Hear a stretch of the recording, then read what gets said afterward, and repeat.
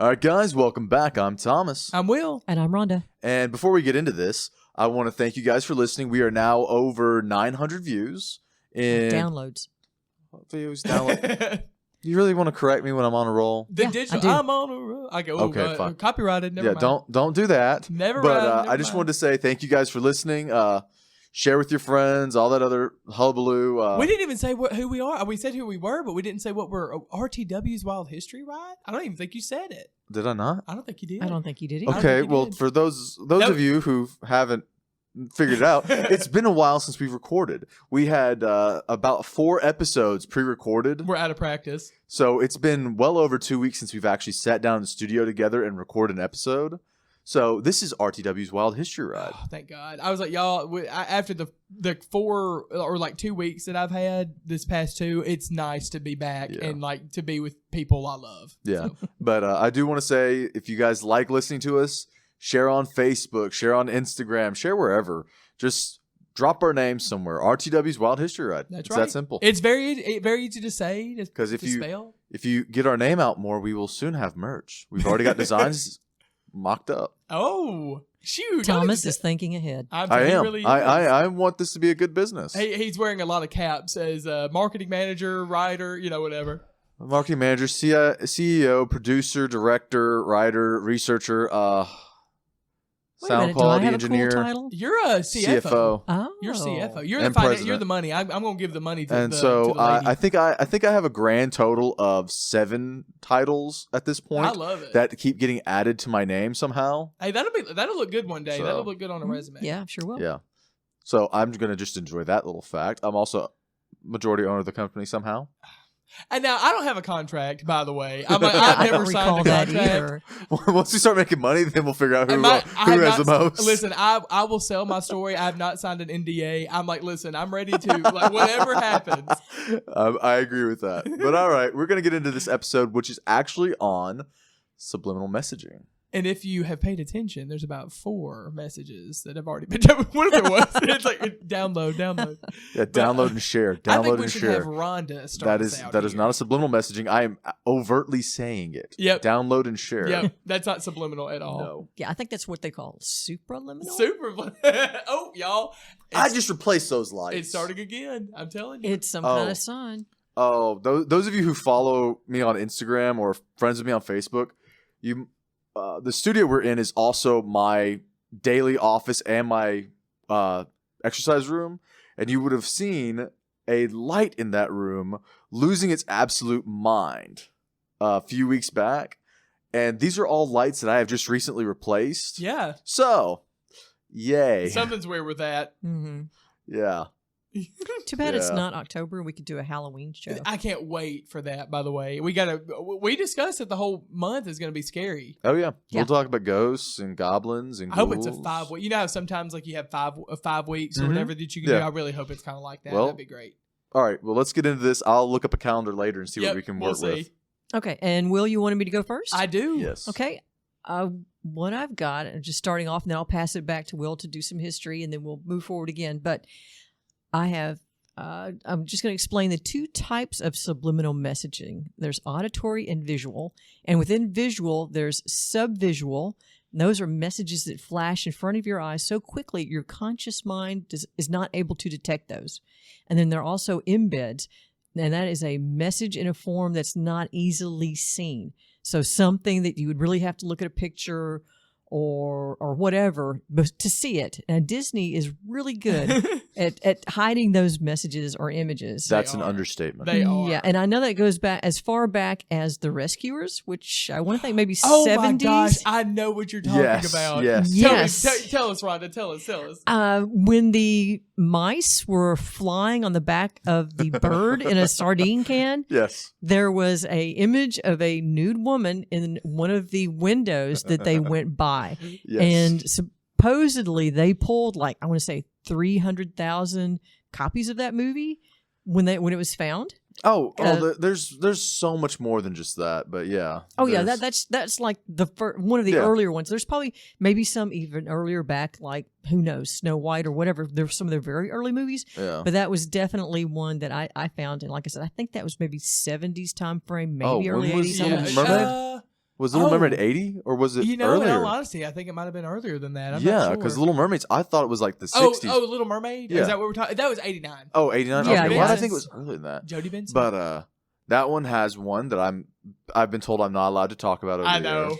Look it up. You'll find out. And You'll then, say. The Lion We don't King, have to flag this episode. The Lion King, I'm going to talk about The Lion King, though. It had one where Simba is all defeated and emotionally drained, and he drops down on the ground, and I can't remember if it's the stars or the It's pollen. pollen. It's pollen. Whatever it is, but it spells out sex. Well, and also kind of too, I think it was symbolic because he was kind of like a new adult, and Nala had just gotten back in. Yeah. And stuff So like that. it was like, okay, He was frustrated. angsty teen. He was frustrated in that scene. I Yeah. guess in more ways than one. Okay, well, let me go on with my definitions here. So, Oh God. Oh God. what? I was like, Tommy's just gonna be laughing now. Did I miss something, or do I want to know? No, just move on with the We'll episode. move on with that. Keep going. move on. Keep it going. All right. Auditory subliminal messages include sub-audible messages that are blended in with louder music so they can't be heard. Mm-hmm. And then there's also backmasking, where the message is recorded in reverse, so when the message is played forward, you don't understand it. Oh yeah, that's what all the parents were up in arms about in the 60s and 70s with records, because they would claim that rock music, if you run it backwards, it would sound like they're saying "Hail Satan," things like that. Yeah. Which, and I don't think there's ever any evidence of it, unless you just because it sounds just kind of like garbled mess. Yeah. So. Well, rappers nowadays, like you remember, I don't know if you remember anything in particular, but like Nicki Minaj at the start of her songs would be like "Red One" or whatever like that. I always used to think she was talking about the devil. Like I used to think that was exactly what it was. She'd be like at the very start. Every rapper has like something that Some they kind of say. like call out thing. But yeah. I used to think, I was like, oh my God, I love Nicki. But like it's not the devil. But I'm just like, I used to think that was like what that was about. And then it was such a prevalent thing that 70s show actually kind of made fun of it. Because if you guys remember, Fez, the foreign exchange student kid, his host parents, Wilmer Valderrama. Yeah. His host parents were these super, super Christian, very, very conservative individuals, and they found he was listening to the rock music, and so they start playing it, and it's just like it's literally garbled mess for anyone listening. And Fez busts out laughing, and I don't remember what he said, but they're like, "Why do you think this is funny?" He goes, "Well, in my language, he just said, oh my God, something inappropriate." They never did know what Fez was. Well, that did always bother me because apparently it was somewhere with multiple cultures. Yeah. Depending on which side of the island you're on, because Justin Long was in one of the final episodes as someone from his island, just on a different side of it. So it was somewhere that was owned at some point by both the English and the Dutch. Oh. Is what they were implying. So they kind of narrowed it down to a few areas, but it's more or less just a fictitious country. Okay. So Genovia. From Genovia. that kind of thing. But So been prevalent for a long time is what you're saying, Rhonda. Yes, it has been. So yeah. I'm going to pass it back to Will, because you've got some early history, I believe, back to the Greeks. Well, and it doesn't really go into subliminal messaging per se. It's supra. And it says this is according to an article by Melanie McManus. It's called "How Subliminal Messages Work." And it says the Greeks were master orators, and they began using rhetoric to influence people as far back as the 5th century BCE. You could be influenced, apparently, if someone uses the right words, phrases, or sentences.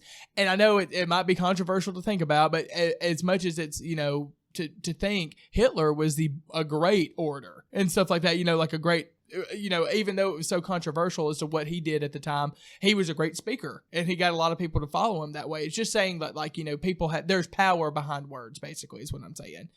So, in 1957, this is the first big example that I can talk about. And I think, Rhonda, you came across it in your research as well, too. I did. It was a marketing researcher named James Vickery, I'm not sure, gathered some reporters to reveal the results of an important experiment that he had done. And as far as the moviegoers were watching, they were watching a flick. He had inserted the words "drink Coca-Cola" and "eat popcorn" into certain frames of the movie.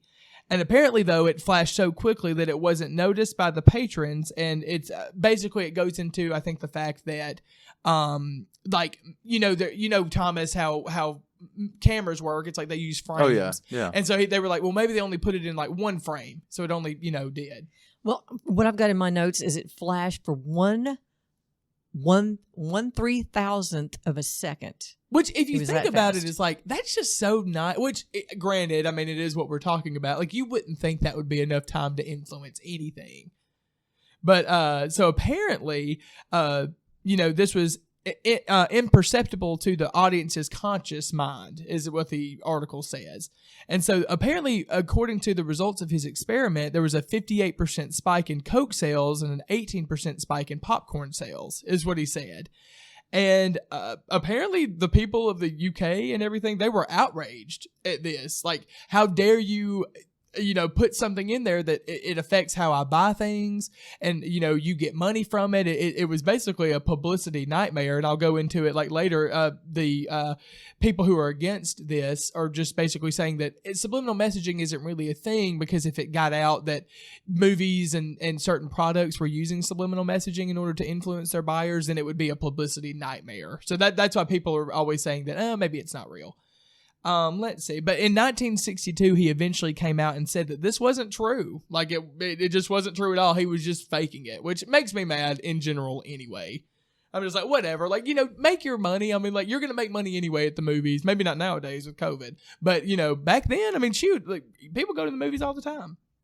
So, the next article I'll talk about was howstuffworks.com, which is also where I got the Q&A stuff, I think, episode and stuff, which I want to do a part 2, by the way. I enjoyed that episode. I listened to it all the time. If it gets more views, we'll do it. I'm pretty sure I'm 25 of the views because I listened to it all the time. Downloads. Yeah, downloads. it's views, downloads. I don't Views, care. whatever they want to be. Somebody will get a comment. Trust me. They listen to it, okay? So we're at whatever number. If we get up to the same number as our other higher viewed ones, we'll do it, okay? Oh, that was fun, though. I enjoyed that. That was an easy episode to That film, was fun too. for you. It was awkward for me. It was so fun, y'all. Rhonda had a good joke in that one, too. At my expense. At your expense. No, I don't My think so. favorite kind of joke. Okay, so the howstuffworks.com article, and I have the title of it. I think I have it later. It'll be in the show notes. The definition of subliminal imaging is basically what Rhonda said. It's a message and picture or / other media form that may be unperceived consciously and yet perceived unconsciously. So it basically just influences how you perceive things, and that just you might not know it. And the explanation that which might not be the same thing, but one example that I have is, like, I told Thomas about this. I had gotten, not recently, I guess months ago, fairly recently, it was like the Cheez-It grooves or whatever. Like, they were new at the time or whatever, relatively new. And I was like, okay, I'm going to try them. Like, they look good. And, I went there and I got them, swiped my debit card. And then I go home and then I see on my phone, like when I'm on like YouTube or Facebook or something like that there's an ad for them just sitting there. And it just makes me think, like, I wonder if I saw that like somewhere on there, and like maybe I was just like, man, those Cheez-It grooves would be so good. Like, why would it's so weird. I just like the algorithm or whatever is so. Well, I can tell you, Nutella pops up on mine a lot. What? So. Y'all, that is weird.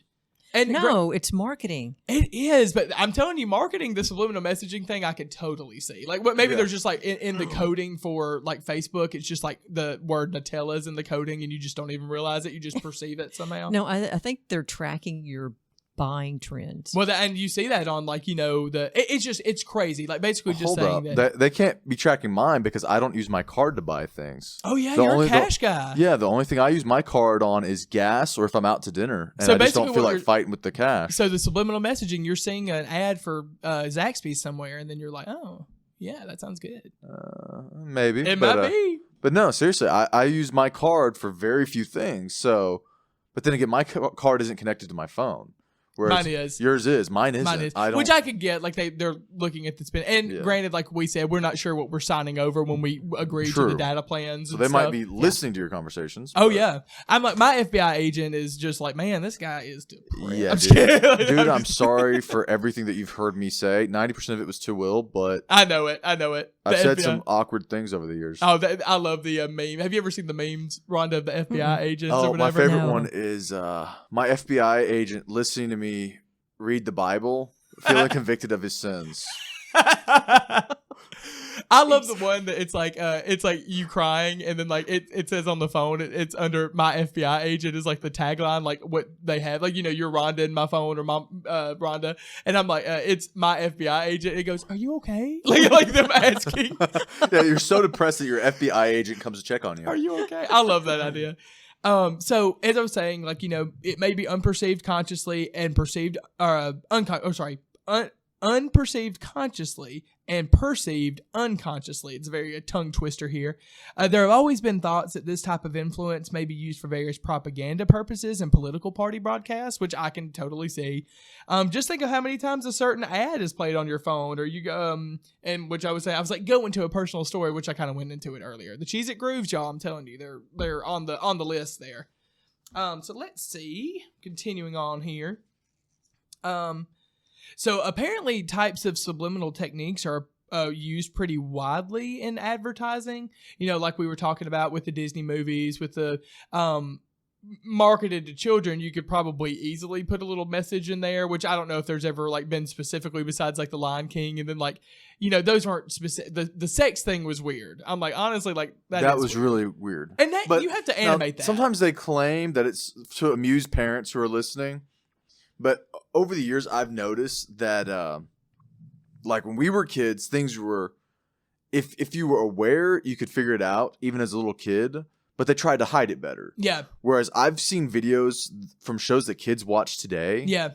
That are so overt and disturbing that it's like, I will never let my kid watch that show. The Powerpuff Girls. You remember that episode? Oh, there's an episode of Powerpuff Girls where they're preparing their dad for a date, and one of the girls pats his pocket, and says you're gonna need some of these, and you see like the little bit of foil face picking right out of the pocket. I know, my mouth just something dropped sliding open. into his pocket, into his shirt pocket, and you're like, oh, as a teenager, I got that. As an adult, I get that. As a kid, what is that? They get it now. It's just a tissue. Well, they had my favorite thing from that show was whenever the little girl, he goes, oh, like you know. I think there was a girl from their school that was over there, and he goes, oh, I made the girls on an accident or something like that too. Or like the girls were like, oh, I made a girl. And the girl's like, oh, it's okay, professor. I was an accident too. Or something like Oh my that. gosh. I was like, they were pretty overt. Yeah, there's a lot of overt stuff in cartoons. There's subliminal message. Oh, there's one that was just horrible. I'm not going to discuss it, but I'm not going to discuss it. Leave me. I'm just gonna use the final line. Yes. Yes. What was that? Why did we even go there? I know it. Oh, hold on a second. I love it. Oh. All right, guys, never mind. They made me cut it. Yeah, it was really bad. I felt inappropriate. Your editing skills are getting so good. Yeah, I appreciate that. I know. She's So like, does everyone else. Oh yeah, her eyes got so wide you could see the gray and the blue in them. Listen, Rhonda has beautiful eyes. So as I was saying, so that what I just discussed, it says that there are apparently widely used, you know, examples of subliminal messaging and advertising. That's discussed in the book Subliminal Seduction. So this book, which I guess like sold a whole bunch of copies, led to a pretty good amount of fear in people being like, how am I like influenced and stuff like that, you know? And so it was so much fear that the Federal Communications Commission held hearings to declare subliminal advertising, in quotes, contrary to public interest due to another quote, intentional deception. Y'all, that's a lot. Like having like things about it, I'm like, that's scary to think about. So let me see. I'm what? disappointed in myself. What? I had the perfect opportunity. You were talking about listening to things backwards, and I didn't even mention the thing I wanted to mention from Harry Potter. And I wonder if there's a way too on Audacity to like do something backwards. Ooh, let's not try that. But No. I know you can do it on TikTok. But Oh yeah. there is a scene in the second Harry Potter movie. Okay, are we gonna have to edit I've been told I'm not this? allowed to say it, so I can't say it. But Parcel tongue. it's when Harry is speaking to the snake during his duel with Malfoy. He's speaking parcel tongue. And, of course, he's speaking this made-up language. But if you play it backwards, it perfectly sounds like he's saying that someone will do something inappropriate. and it even has the hissing sound as he's talking. It is perfect. Me and you are on the same algorithm or whatever. Like, we're getting the same TikToks. Oh, I've gotten much worse. It's just I'm not sharing any of the bad ones. I know it. I love y'all. TikTok is so there's fun. so many that there are friends who I know a couple of them do listen to this. there are TikToks I really want to send them, but I'm so convicted of it whenever I get them that I'm like, That makes one of us. I'll send it. oh, I know you'd bust out laughing seeing this, but I would feel so guilty sharing this with you. Whatever. All of those people are just as like crazy as we Oh, are. I know they are, but it doesn't mean I should do it. Just because it'd be funny doesn't mean I should do it. You're a better person than I am. So in this, with the subliminal messaging, they were using examples such as keeping track of such things as hearing a particular voice in a crowded room without realizing it. You know how there will be a million people in a room, and all of a sudden you're like, gosh, I've recognized, you hear something, you're like, you look over, it's Rhonda, like I know her, just saying that maybe unconsciously you were hearing out for your voice or something like that. Or maybe when you drive home, and have you ever driven home and you didn't remember driving home? Absolutely. Yeah, definitely. Oh, who hasn't been that tired that they just like, okay, I'm here.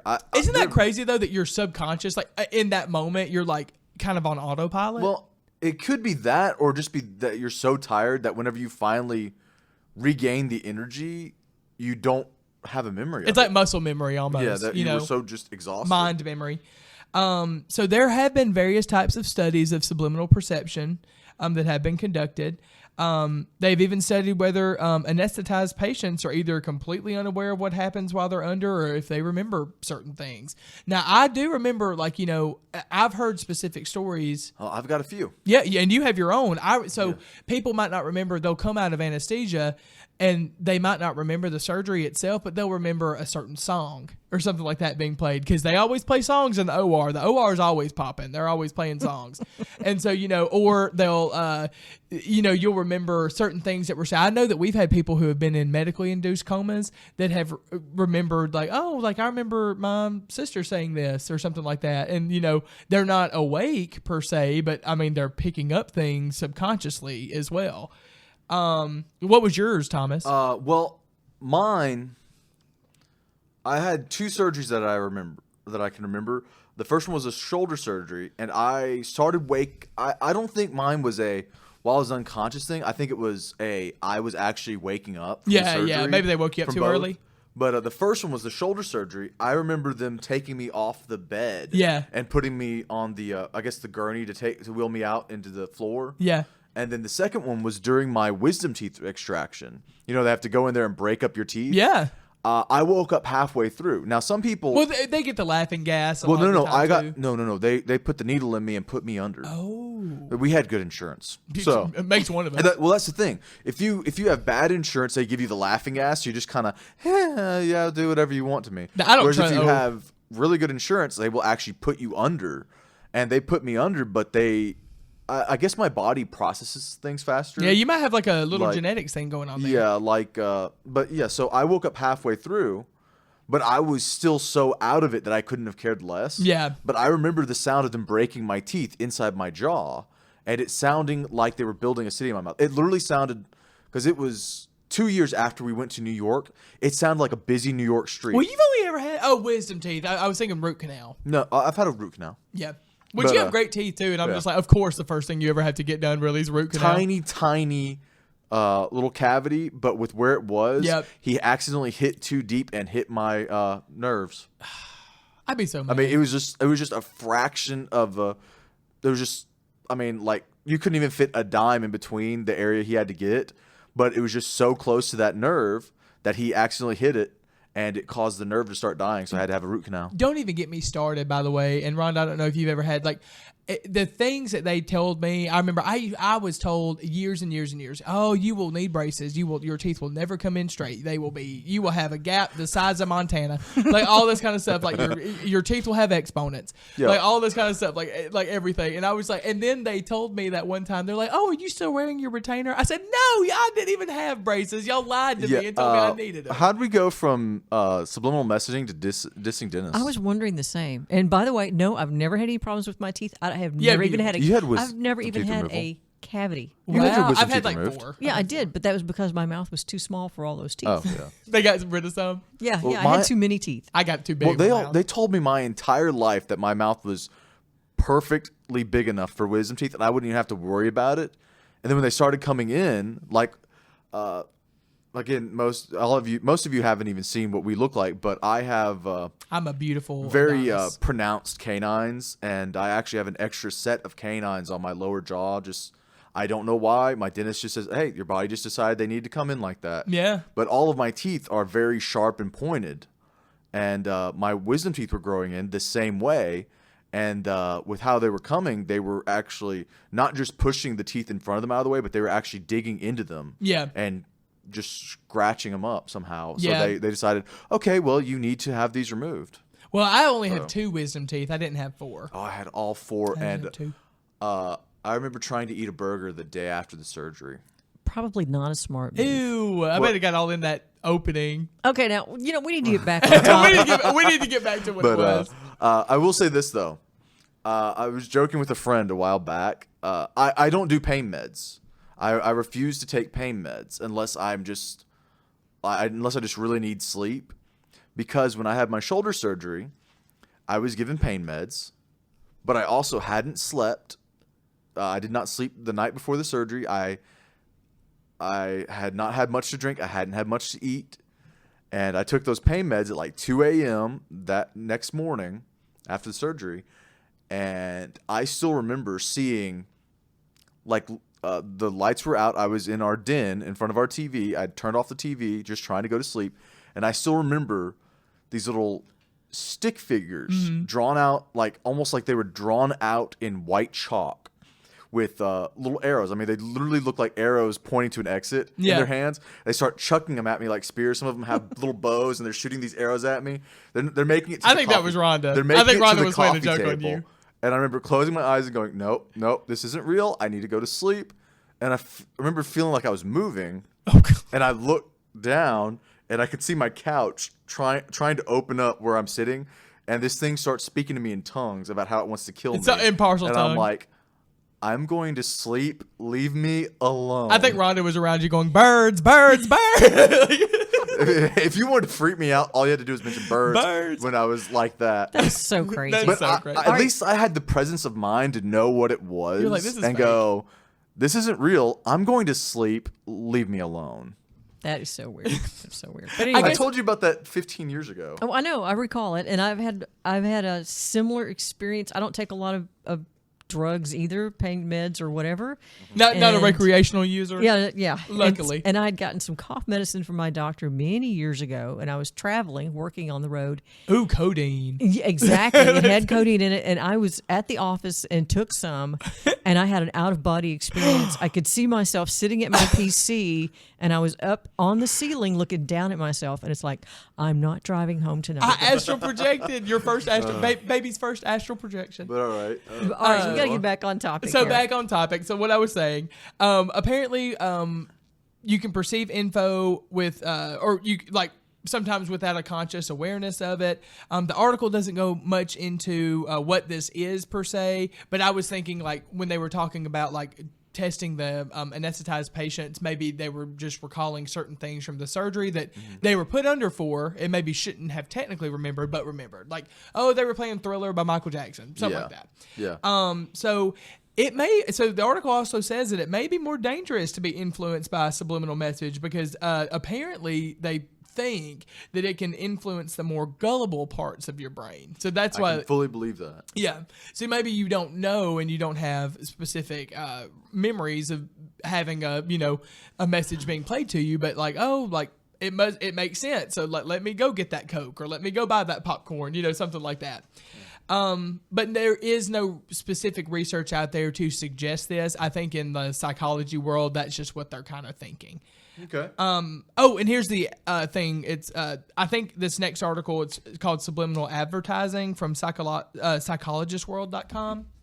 So, like getting to the tail end, I promise. These people are probably like, y'all have talked about stream of consciousness, everything. Yeah, we've been going for 30 minutes. So let's see. Sorry, I'm just trying to. Oh, okay. This was just basically saying that with the frames that we were talking about, them sneaking messages into movies and stuff like that.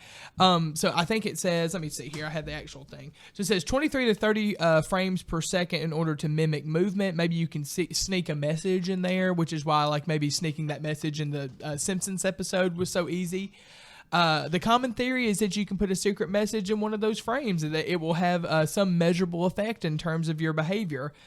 It would be a public relations disaster, though, if it ever got out. So maybe I don't know. I don't think it. I don't think that Some people it's would be real. willing to take the risk, but some people wouldn't. I mean, Disney is the biggest corporation, I would say, in the world. I don't know if it got out that they were Elsa's selling you Percocet. I don't know. We'll see. And then this was the big one we had talked about before the show. We were like, oh, should we put it in? Whatever. But the 2000 presidential debate, which I wanted to mention, I was like, Rhonda, do you know what I'm talking about? I do. I actually saw that when I was doing my research. Yeah. So what was it? Do you remember? Yes. I thought, we were trying to leave politics out of we'll this. leave it out. Basically, there was a word rat in there somewhere. It was never substantiated that there was somebody trying to play a message to anybody, to the American people. But it is interesting to think. I've said it 1,000 times. I've said it several times on this show. Politicians are the most manipulative people in the world. They are. So they are. Even if it's somebody you like or somebody you don't like, they're out there for an agenda. Yeah, I don't care if you vote for them or not. If they're a politician, it's what they do. It's their job. Yep. Just get used to it. So, Rhonda, I'm going to throw it back to you because I was going to talk about some famous cases of subliminal messaging. Oh, sure. Yeah, I've got some stuff from history, and most of you probably don't remember when the television broadcasting would turn it off at night. I do. Your screen would go dark. You'd hear I don't know if I remember that either. the buzzing sound. You had no picture. They would Yeah, it basically would, sign off at night, right around midnight. Yeah, it would do like it'd play the anthem. You'd see like the Capitol building, and you'd see the flag and a few other patriotic things, and then it'd cut off, and it turned to like static. Okay. I don't remember it so much on our TVs at home, but I do remember seeing it at the farm. Oh, up at your grandparents'. Yeah, the local TV station up at the farm. I remember seeing that. Yeah, so back in the 60s and 70s, supposedly when the networks would play the Star Spangled Banner, and it included subtitles, that there was subliminal messaging in that. Some of the examples are trust the U.S. government, rebellion is not tolerated. If you go out on YouTube, you can actually find some of these slowed down enough to see some of this. Oh, wow. I don't trust any government. I don't care. I don't care if it's the good guys or the bad guys. I don't trust any government because said it 1,000 times. Anytime someone's been in a position of power, it corrupts them. I mean, I can see it. It's easy. Yeah. And we have one of the best governments on the planet, and I still wouldn't trust them. Not everything. I mean, I think there are aspects that you can trust. Yeah. I mean, but like you said, like Yeah, I not mean, on don't- everything. yeah. Not on everything. Okay, well, let me continue on with some history. In the 1970s, there was a European board game that was imported into the U.S., Hūsker Dū. And I don't know if you guys are I've familiar never with heard it. of that. Never heard I've of never And heard of it. Actually, you can still find it for sale out there. We need to play it. Well, Move on. we might Move check on. into it. And in the 1973 commercial that aired during the Christmas season, there was a subliminal message in the commercial that said, "Get it." And Will, you were talking about people being outraged. Yes, when people found out about this, the FCC did get complaints, and I think that may have been part of what caused them to issue that public message calling subliminal advertising deceptive and contrary to public interest. Mm-hmm. And whenever that happened, the game's maker voluntarily pulled the commercial. Well, it's so weird though. Like, I mean, if you're already on like a commercial anyway, you're there to sell it anyway. I mean, get it, got it. You got to have it. I see that kind of stuff all the time, like on toy commercials and stuff like that. Yeah, but what she's talking about is a literal subliminal messaging that just targets a certain aspect of your brain. Yeah. Yeah, it tries to, tries to make you go get Tries it. to make you buy it. I see. Yeah. And that's examples of visual subliminal messaging. And then we were talking about also the auditory subliminal messaging. And I can remember this way back when, like the Beatles song, supposedly there was one that you played it backward and it said, "Paul is dead." Wasn't Helter Skelter one of their songs? Oh, Or was I that don't know. who did Helter Skelter? I don't remember who did. If they did, they may have done that, or it may have been the Rolling Stones. I'm not Yeah, really there sure. was a serial killer who claimed that the song Helter Skelter was his inspiration for his murders. Well, also mental whoever illness. did Like, I would say so. he's but, like, all of that yeah, for a it's like, subliminal message. Okay, how much of it is subliminal messaging, and how much is it just sheer chance that you interpret the sound a certain way? Yeah, and that's a good thing too. With some of the ones I'm going to talk about in just a second too, You got any more? I had one more, and I think you may have this one also. Okay. An example of the backmasking, and that included this example. The band Judas Priest was actually involved in a lawsuit because there were two young men who had been listening to their music, and supposedly the lawsuit was about one of the young men actually did kill himself, a successful suicide, I guess, if you will. Yeah. And the other young man who was with him attempted suicide, but he eventually died from his injuries a few years later. But they were sued because of the suicide and attempted suicide of these two young men. Well, shoot, I mean, like, especially with things like that, if that was a problem, I mean, you think of like the Skechers or like, is it Skechers? It's like the Just Do It or whatever the thing. Yeah, it's one of those. God, that's like, I don't know, that's a slippery slope, I feel like sometimes. And so the only other ones I really have, and we're wrapping up here, in 1973, The Subliminal Seduction by Wilson Bryan Key. It sold 2.5 million copies. It said that subliminal messaging was very prevalent everywhere. Princeton University did a study in 2002. They inputted the word thirsty and the images of Coke into an episode of The Simpsons, and so they reported a 27% increase in thirstiness, like our feeling of being thirsty, in its people that watched it. There was some British researchers in like doing an experiment in a larger grocery store. I don't know if it was like a chain or anything. They would play French and German music in the wine section of this large supermarket. And on days where the French music was being played, 77% of customers bought French wine, and then kind of vice versa for the German. So I don't know. I'm telling you, That's I don't know. funny. They didn't have a specific thing on there, but that was interesting. Apparently, they don't affect long-term decision-making a lot, is what some of these are saying. So, like, you might be influenced in that one moment, but it's not going to be like a week down the road you're going to, remember. So that's like an impulse buy type thing? Yep. And the last thing I'll talk about, is a type of subliminal messaging, I think, which is hypnosis in the sense, or not subliminal messaging, but the use of hypnosis in such things as like criminal cases and everything. Yeah. But that has been used before and has been deemed useful in some instances where people don't remember things. And so that is something that is probably another episode in itself, but I really enjoyed looking at that because I love crime. I do have one thing before we wrap this up, and I actually saw this when I was out on the internet. I saw an advertisement for software to create your own subliminal message to display on your PC. No. Yes, and it looked like it was probably daily affirmations kind of thing. Okay, like, you're doing great. Yeah, you're awesome. You're doing great, wonderful. sweetie. Yeah, and of course, I it would be, you wouldn't see it, but you would feel it, Yep, I guess, you'd is the feel thought. it. At the Your end of the day, brain you'd would be going, process it, yeah. I am awesome. Exactly. I'm all for that now. All right, well, if that is everything, That's it. That's it. we're going That's to all wrap I've it got. up. Check out our next episode, which I believe should be a continuation of our Pirates series. Yeah. And then we're going to have another little interesting, and I'm just going to go ahead and say it because I feel like, build up some interest. Well, no, don't say exactly what it is. It's weird We'll say it in the history. next episode. It's weird history. We'll say it. Yeah, it's something going to be very weird. But yeah, so next episode is Pirates. We will do a couple episodes after that, and then there will be a continuation of our Pirates episode. Yep. We will kind of go back and revisit a couple of things that we've done over the past 21 episodes? however many episodes we've done. So far. Things that we want to get more in depth, things that we think could deserve a continuation. Yes. And we'll just see y'all next time. Okay. All right, till next week.